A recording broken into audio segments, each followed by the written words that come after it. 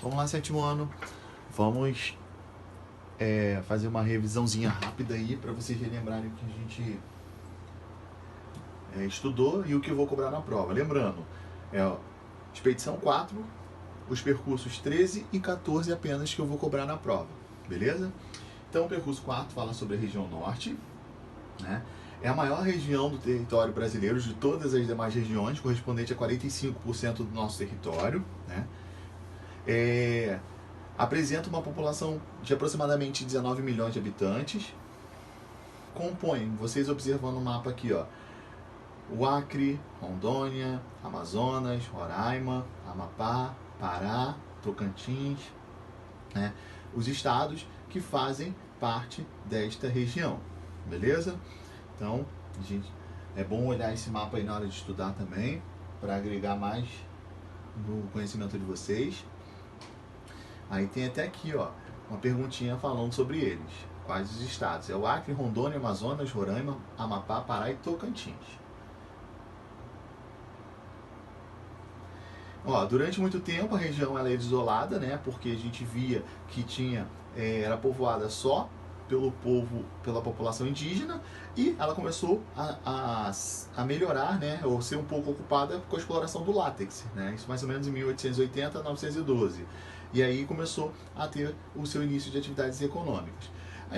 Começou a ter uma população muito lentamente, e aí começou, graças aos incentivos governamentais, né? O governo começou a ajudar, né, para que a população fosse para essa região, beleza?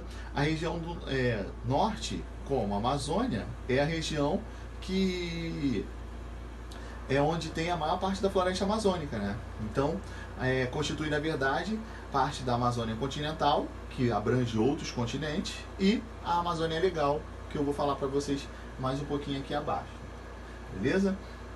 Aqui, ó, essa parte em verde é a Amazônia Legal, essa parte apenas que está em vermelho ou alaranjado, como vocês acharem melhor, faz parte da região norte, e essa parte aqui é a Amazônia Legal, que é o incentivo do governo, beleza? Qual é a diferença das três? A Amazônia Continental, que também é chamada de Amazônia Internacional, ou Pan-Amazônica, ela pega, além do Brasil, outros países, que é a Bolívia, o Peru, Equador, Colômbia, Venezuela, Guiana e Suriname, e além parte, né, da Guiana Francesa, que faz parte, que é um departamento ultramarino da França, beleza? E pega muito, é uma extensão muito grande, 6,5 milhões de quilômetros quadrados, sendo que a maior parte está aqui no Brasil. Dentro dessa floresta amazônica, né, a gente vê que o clima acaba sendo diferente, que é o clima equatorial úmido, e tem a bacia hidrográfica do Rio Amazonas, né, que muitos ainda dependem, né, muito dessa bacia hidrográfica, principalmente a população ribeirinha e os indígenas que lá moram, ali habitam, né. A Amazônia Legal, né, é uma área que pega Rondônia, Acre, Amazonas, Roraima, Amapá, Pará e Mato Grosso, Tocantins e também parte do Maranhão. Ela foi instituída pelo governo para quê? Com o objetivo de ter políticas de desenvolvimento da região. E aí o órgão que fez esse planejamento foi a SUDAM, que é a Superintendência de Desenvolvimento da Amazônia. E aí pega partes da floresta amazônica, né, entre outros, e até outros tipos de vegetação, como por exemplo o cerrado e a caatinga. Beleza?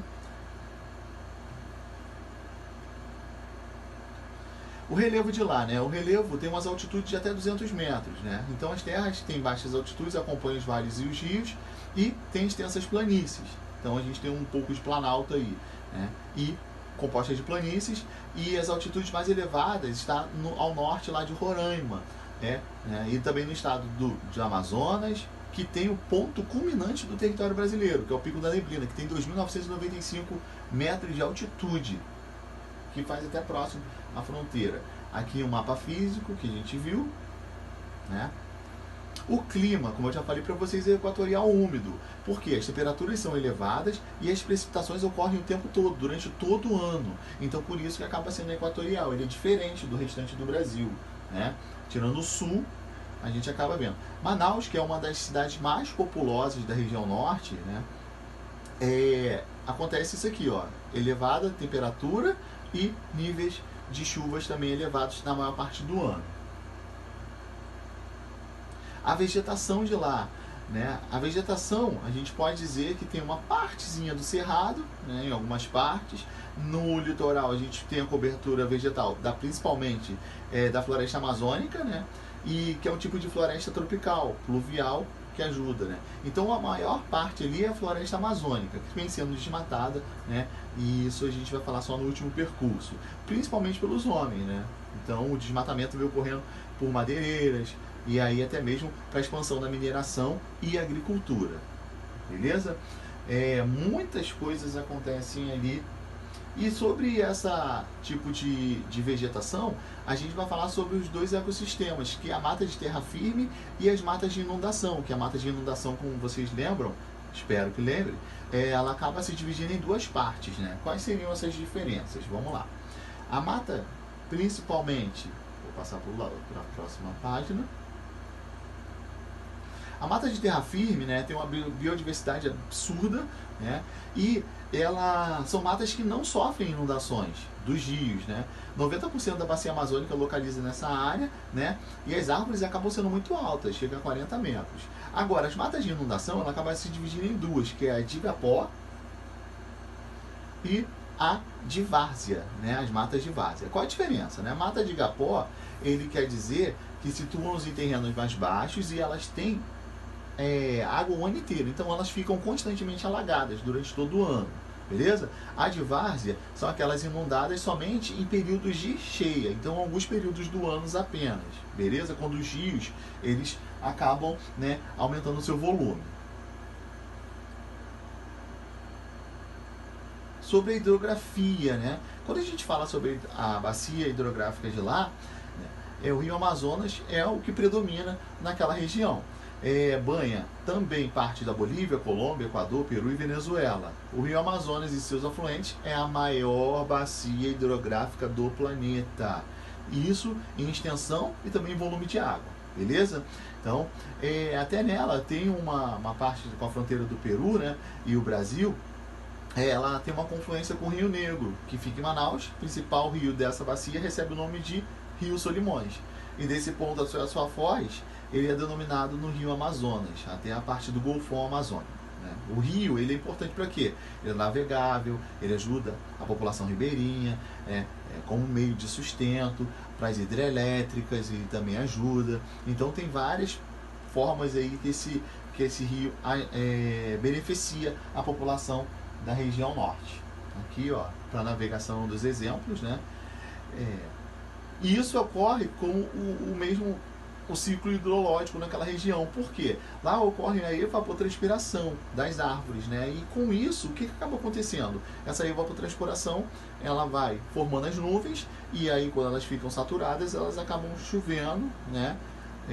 Chove, e aí ela volta de novo para o solo, abastecendo os rios, né? Os aquíferos, e esse processo ele não acaba, por isso é chamado de ciclo da água, ou hidrológico. Isso aí vocês viram até no 6º ano. Aqui mais outro mapa.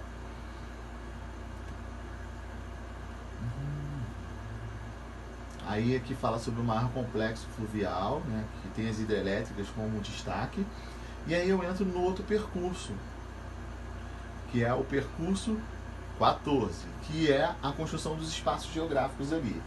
Beleza? Então a construção do espaço entre 1500 e 1930 aconteceu um período, né, que foi a ocupação inicial da Amazônica pelos portugueses, por meio militares ali, né, teve as missões religiosas que a gente falou muito, ajudou, né, e com isso, né, tivemos os colonizadores, que teve o Nordeste na parte do açúcar, que ajudou muito, e também Minas Gerais com a produção aurífera, né.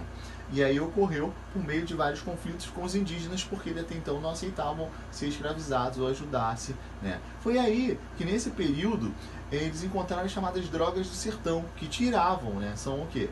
Eram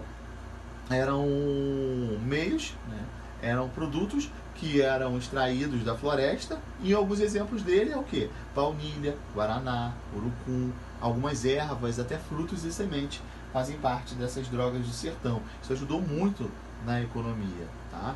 Aí teve o Tratado de Tordesilhas, né, que tinha aquele meio de demarcação que pertencia a Portugal, na parte do oeste, e a parte com a Espanha. Eles fizeram um acordo e começaram a trocar suas terras, beleza? Isso aí é outra. Outra coisa importante é o extrativismo do látex, né? Por volta de 1870, a região amazônica ela passou a receber grande número de imigrantes, por quê? Principalmente do Nordeste, porque no Nordeste já estava com a prolongada seca, né? E com isso começaram as atividades extrativistas ali na região norte. Então as pessoas saíam do Nordeste e iam para lá em busca de trabalho para trabalhar no extrativismo. E aí tinha a extração da castanha do Pará e da madeira, que estava sendo de forma até predatória muitas das vezes, e o látex para a fabricação de borracha. Então nesse período a borracha já era conhecida no mercado mundial, né? Um dos melhores. Exportava para o mundo inteiro a borracha daquela região. E a castanha do Pará também foi um destaque, né? Esse foi um motor, né, que ajudou. E aí atraiu imigrantes, construíram portos por conta disso, incorporaram o Acre ao território brasileiro, a expansão da rede urbana, né, instalação de indústrias na região, principalmente as duas principais capitais é Belém e Manaus, e as mais populosas, tá? Cresceram outras, mas essas foram os maiores destaques nesse período também até hoje. A atração de capitais estrangeiros ajudou. Aqui, ó, uma visão aí uma outra imagem que foi uma vista do Teatro Amazonas.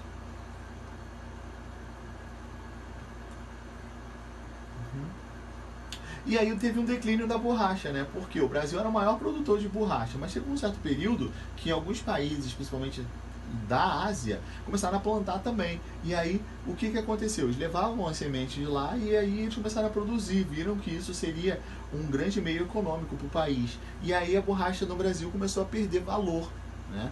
Porque os europeus eles acabavam comprando com os seus vizinhos asiáticos. E aí começou a ter um declínio, né, da borracha aqui na região norte. Teve também a construção do espaço geográfico depois de 1930. Foram os produtos agrícolas, minérios e a produção do espaço. Após o período, né, da extração do látex e da comercialização da borracha, intensificou-se a partir de 1930 o plantio da pimenta do reino, da juta, da malva e em algumas localidades de toda a região. Aí começou a ter o desenvolvimento da economia em alguns lugares do espaço geográfico da região, beleza? A exploração de alguns minérios também acabou promovendo o povoamento na região, e aí eles descobriram o manganês, né, em 1940, e começaram a ajudar na economia da região. Depois, galera, surgiu a Superintendência do Plano de Valorização Econômica da Amazônia, que é a SPVEA, beleza? Possuía apenas cerca de 1,8 milhões de habitantes, e apresentava pouca integração econômica, social e cultural com as outras regiões, né? E aí o que aconteceu? O objetivo era planejar e promover o desenvolvimento dessa região. E aí o governo criou essa superintendência do Plano de Valorização Econômica da Amazônia, né? Construíram estradas, né, para poder ter integração para os outros lugares, ajudando na implantação de fazendas, né, na criação de gado. Aí as vilas começaram a surgir para esse desenvolvimento ocorrer na região, tá? Só que assim, ocorreu uma crise, porque nesse período houve o suicídio de Getúlio Vargas, e aí atrasou com essas iniciativas de implantação da Superintendência do Plano de Valorização Econômica da Amazônia, né? E aí foi retomada tempos depois com o presidente Juscelino Kubitschek, né, quando começou a construir outras rodovias, que foi Belém e Brasília, foi um desses exemplos. Aqui uma outra imagem. Os governos militares também, eles ajudaram a colonização dessa região, né, por conta tinha uma visão muito forte internacionalmente sobre a Amazônia. Os governos militares começaram a suceder, né, a presidência da República, e entendiam a necessidade de realizar a ocupação na região norte, dinamizar a economia, né, valorizar o espaço e ter um meio como segurança nacional. O governo militar ele criou várias iniciativas para poder ajudar, e eu vou falar nessa outra página essas iniciativas, né? Aí surgiu a SUDAM, que é a Superintendência de Desenvolvimento da Amazônia, que ela é muito semelhante com aquela região, que era um plano pelo qual do governo, né, que substituía a SPVEA, né, e o objetivo era planejar, inspecionar e conduzir o desenvolvimento da Amazônia na sua integração espacial. Então ajudou muito, né, a Sudã nesse meio aí. Aí tiveram várias coisas que ocorreram nesses projetos, que ajudou melhor que o outro projeto, o anterior, porque teve alguns problemas, né? E ali, ó, órgãos públicos, fiscalização. Por quê? Ali estava tendo muita exploração naquela região, de fazendeiros, madeireiros, garimpeiros, né, poceiros. Intensificavam muito o desmatamento na região e acabou sendo um problema. A população na Amazônia, em 1960, lembra que eu falei que era 1,8 anteriormente? Pulou para 2,6 milhões de habitantes. 10 anos depois, ou seja, esse projeto ajudou, passou para 4,2 milhões. Então houve um aumento populacional, né, por conta principalmente dos fluxos migratórios. Aqui o desmatamento, uma foto aí, ó. Núcleos de projeto aí, ó, também teve o INCRA, que é um órgão também do governo federal, foi criado em 64, com um projeto também de colonização na região. Dividiam lotes e cadastravam as pessoas para poder elas morarem e cultivarem aquelas regiões. Beleza? Ajudou, deu certo, porque até então as pessoas tinham assistência, eles tinham o terreno, mas acabou tendo um problema, porque como era um pouco afastado, as pessoas não tinham acesso à escola, não tinham acesso aos médicos, e isso acabou sendo um projeto que não deu muito certo nessa parte, beleza? Eles não tinham assistência financeira, para ser mais exato. Os projetos.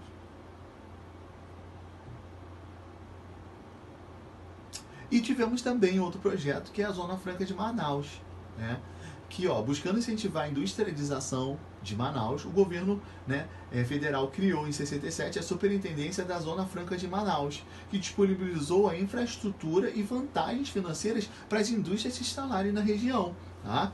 E aí, assim como a SUFRAMA, que é a abreviação justamente da Zona Franca de Manaus, e o Distrito Federal de Manaus, e ofereceu a isenção de impostos para implantação, né, para importar matérias-primas e os componentes industriais, além de empréstimos e incentivos fiscais para a empresa poder se instalar lá. Isso deu muito certo no início. Tá? E com isso os setores da economia local, né, começaram a ser mais beneficiados. Né? Só que essas ajudas que o governo dava era para ajudar justamente nessa região. Mas muitas empresas também acabavam pegando essa ajuda e investiam em outras regiões, porque eles tinham sede, né, em outras regiões. E isso o governo começou a fiscalizar, acabou virando uma pequena bagunça nesse caso. Também tivemos o projeto Grande Carajás, que foi com a descoberta das jazidas de minério, ferro e também de manganês, ouro, ou seja, vários, né, jazidas aí, o governo criou o projeto Grande Carajás, que envolvia não só a exploração desses recursos minerais, mas também a exploração da floresta, além do aproveitamento dos rios para a produção de energia elétrica, né? E a construção de estradas de ferro, né, que teve a do Carajás, para o transporte do que era retirado da região. O projeto atraiu trabalhadores de várias partes do Brasil e estimulou várias cidades, o surgimento de algumas cidades. E isso teve um papel muito importante na parte geográfica da região.